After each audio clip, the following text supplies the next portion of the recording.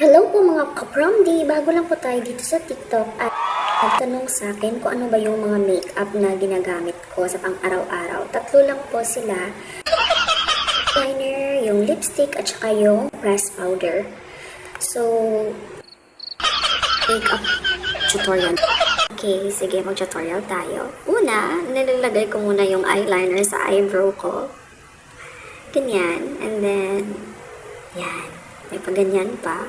Para syempre, sabi nila yung mga features and angles ng shape ng iyong mukha ay maha-highlight. And then, isi-shade ko lang yan. Brown pala ito ng Everbilena. Affordable at murang-mura at available kahit saan. Yan yung ginagamit ko. Kasi syempre, budget, promdi tayo. And yan. Binabrush ko lang